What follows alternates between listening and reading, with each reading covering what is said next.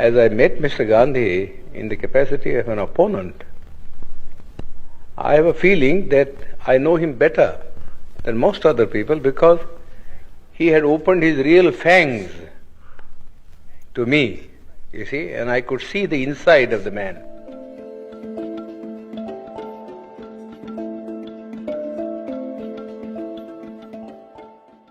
You see, while others who generally went there as devotees, you see, saw nothing of him except the external appearance which he had put up as a Mahatma, you see.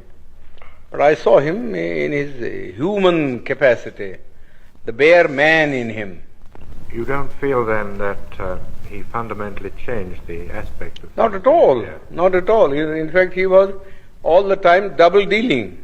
He conducted two papers, one in English, the Harijan, you see, and before that, Young India. And in Gujarati, he conducted another paper, you see, which is called the Deen Bandhu or something like that. Now, if you read the two papers, you will see how Mr. Gandhi was deceiving the people.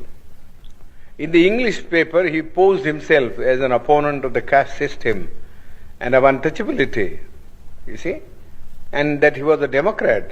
But if you read his Gujarati magazine, you see, you will see him a more orthodox man.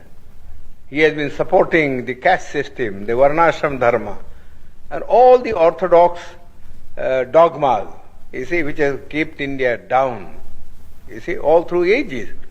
In fact, somebody ought to write Mr. Gandhi's biography by making a comparative study of the statements made by Mr. Gandhi in his Harijan and the statements made by Mr. Gandhi in this Gujarati paper. The Western world only reads, you see, the English paper, where Mr. Gandhi, in order to keep himself, you see, in the esteem of the Western people who believe in democracy, was advocating democratic ideals, you see. But you got to see also what he actually taught to the people in his vernacular paper.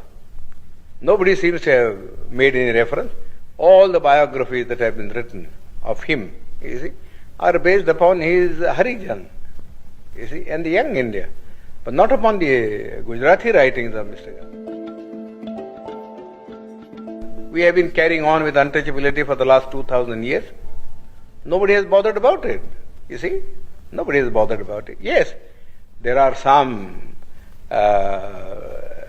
disabilities which are very harmful. For instance, people can't take water and people can't have land, you see, to cultivate and earn their livelihood. But the other things which are far more important, you see, namely that they should have the same status, you see, in the country, and that they should have the opportunity to hold high offices, so that not only their dignity will rise, but also they will get what I call strategic positions from which they could protect their own people. Mr. Gandhi was totally opposed.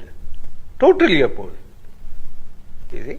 He was content with things like temple entry. Temple entry, that was all the thing that he wanted to do. You see? You see? Which is nobody cares for Hindu temples now. The untouchables have become, you see, so conscious of the fact that temple going is of no consequence at all. You see, you live in the untouchable quarters, just the same, whether you went into the temple or whether you did not go into the temple. People, just as for instance, people at one time would not allow the untouchables to travel by railways, you see, because of pollution, you see. But now they don't mind, because the railways won't make any separate arrangement. But because they travel together in the train, it doesn't follow, you see, that their life in the villages vis-a-vis the Hindus has in any sense changed. You see, whenever the Hindu and the untouchable alights at a railway train, you see, they assume their old robes.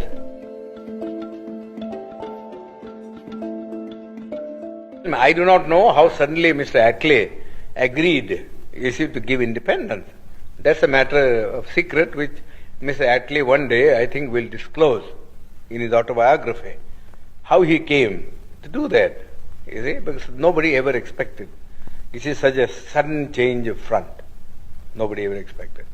It seems to me, from the analysis that I make about it, there are two things which I think led, to the Labour Party to take this decision. One is the national army that was raised by Subhash Chandra Bose.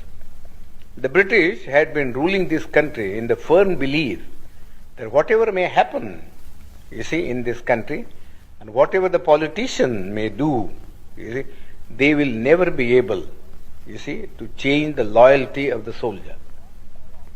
That was the one prop on which they were carrying on their administration. Now that thing was completely dashed to pieces, when they found that even the soldier was being seduced and to form a party or a battalion to blow off the British. Then I think the British came to the conclusion that if they were to rule India, the only basis on which they could rule was the maintenance of the British Army, going back to the year 1857, when the Indian soldier rebelled against the East India Company. And they found that it would never be possible for the British to supply India with enough European troops to keep their hold on it. Secondly, but I think the British soldier wanted the disbandment of the army immediately, so that they wanted to go to their civil jobs. How much indignation there was at this gradual disbandment of the army. Because those who were not disbanded felt that those who were disbanded were going to take their jobs. What's going to happen to them? Therefore they could not, think of having enough of a British army to keep India down. And besides they had thought, I think, thirdly, that after all, what they gained from India was commerce, and not so much the civil servant salary or the army income. They were small things, and they had better be sacrificed for the sake of keeping something which was much more profitable, namely trade and commerce. Because whether India remained independent or India accepted dominion status or something lesser than that, the trade and commerce would go on just the same.